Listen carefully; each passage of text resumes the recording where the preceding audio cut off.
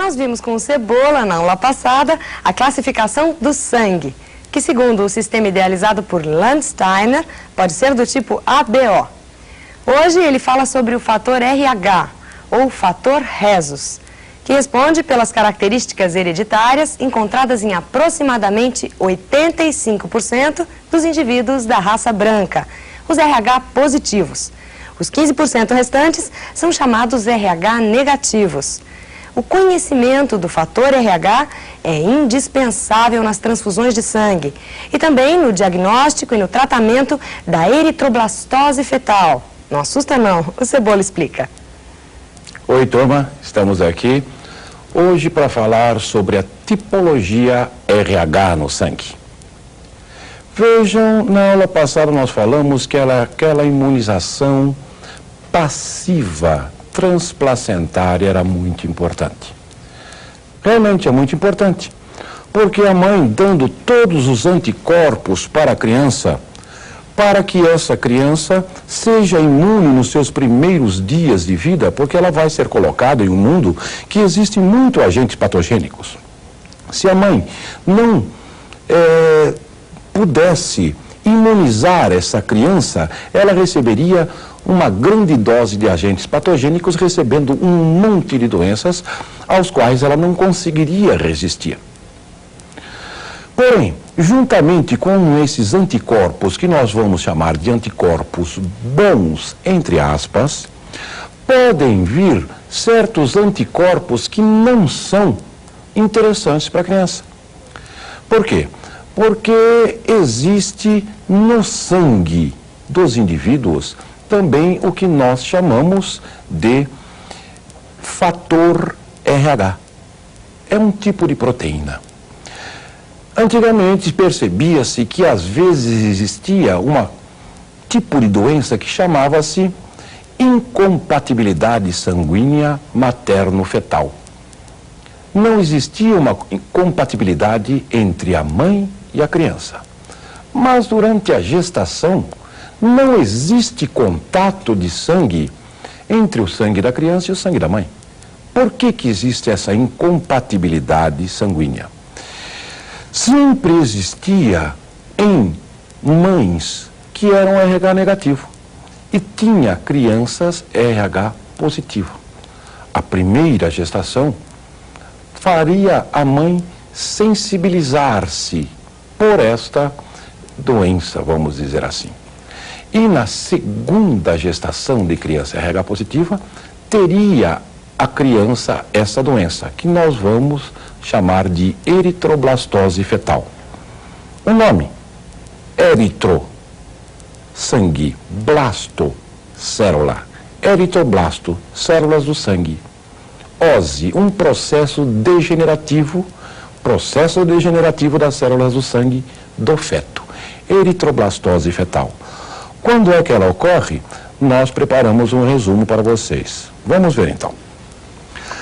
A eritroblastose fetal ocorre em segunda gestação de mulher RH negativo, de fetos RH positivo. Vejam lá. Na segunda gestação de feto RH positivo, quando o primeiro feto também foi RH positivo.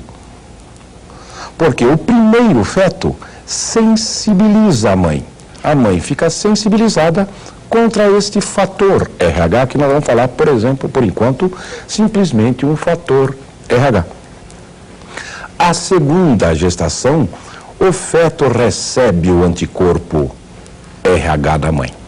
Se eu disse que foi feito um anticorpo anti-RH, é porque esse fator RH vem a ser uma proteína. E veja, recebe da mãe transplacentariamente. Seria uma imunização passiva natural, juntamente com os anticorpos bons, esse anticorpo anti-RH que a criança vai sentir isso nela.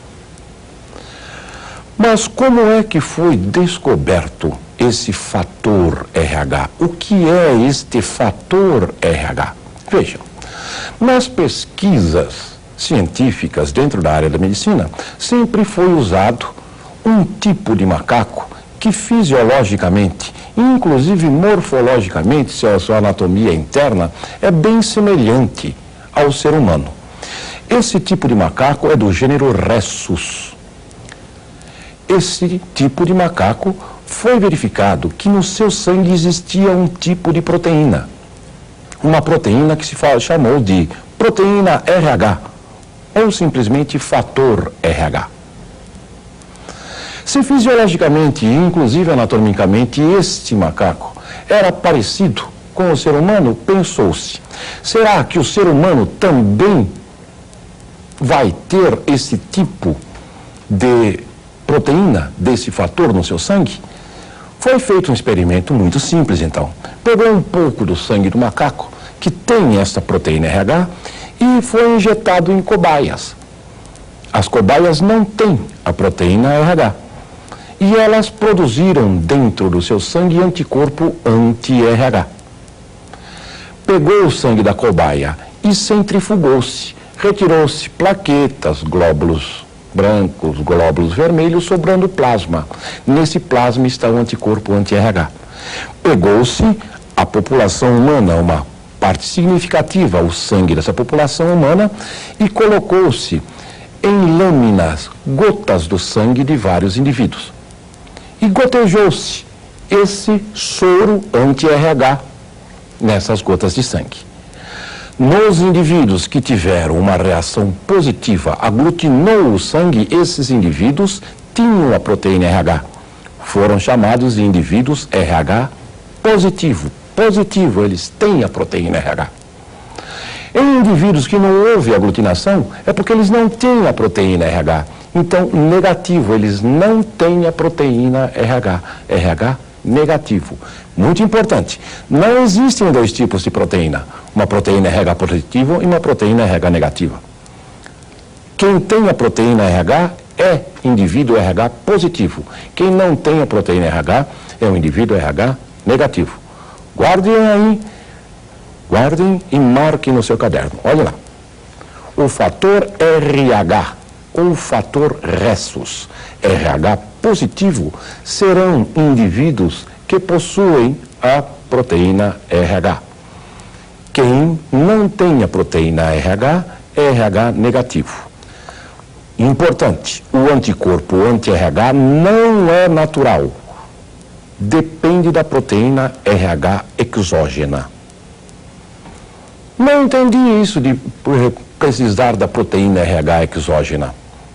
Nós preparamos aqui um exemplozinho de como pode ocorrer a eritroblastose fetal. Vejam conosco. A mãe, sendo RH negativa, ela não conhece a proteína RH.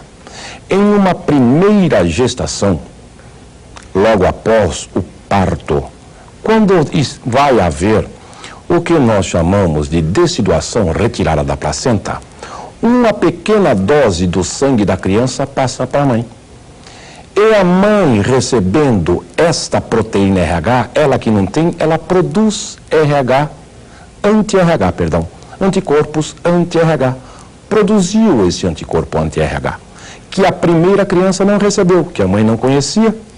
Agora, em uma segunda gestação, a imunização transplacentária vai fazer a mãe dar esse anti-RH para a criança, que destrói os glóbulos vermelhos da criança.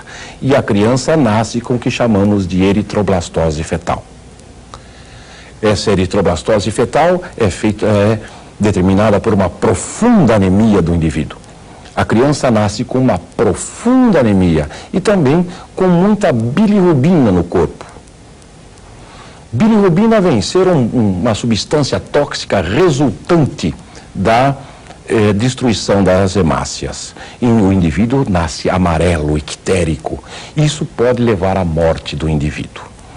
Vamos ver como ocorre essa imunização agora em termos de esquema. Vamos lá ver? Numa primeira gestação, durante a deciduação, os glóbulos vermelhos vão para a mãe. E a mãe começa a produzir Essas pequenas flechinhas que nós marcamos aqui são anticorpos anti-RH. Em uma segunda gestação, esses anticorpos anti-RH passam para a criança e vão provocar o que chamamos de eritroblastose fetal. Vai ser destruído o sangue dessa criança dentro do útero da mãe, intrauterinamente ainda. Vejam, mas se eu colocar nesta primeira gestação, logo após o nascimento desta criança, der de fora anti-RH, não vai ser destruído este sangue da criança e a mãe não vai fazer os anticorpos. Se ela não faz os anticorpos, cada gestação será como se fosse a primeira. Então, é o que se chama-se vacina contra o fator RH. Não seria vacina, seria aplicação de anticorpos. Nós devemos saber também a genética do fator RH. Quais os tipos de genes que interferem na produção da proteína RH? Vejam conosco. O gene R vai dizer para o indivíduo não fazer a proteína RH. Logo, o indivíduo será RH negativo. O gene R vai falar para o indivíduo fazer a proteína RH. Logo, o indivíduo será RH positivo.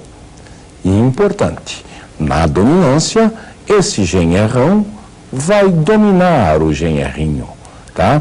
Logo, o indivíduo, para ser RH negativo, terá que ser homozigoto recessivo. Preparamos também uma tabelinha para vocês para saber o tipo de sangue que vai ter quanto ao RH para cada tipo de indivíduo. Os indivíduos homozigoto dominante e heterozigoto serão RH positivo. Somente o homozigoto recessivo será RH negativo. Vamos à tabelinha? O indivíduo, para ser RH positivo, tem o fator RH. Seu genótipo poderá ser R1 ou R1. Para o indivíduo ser RH negativo, ele não tem a proteína RH, não tem antígeno. Logo vai ser R. Por hoje é só. Estou te esperando na próxima semana. Até lá, gente.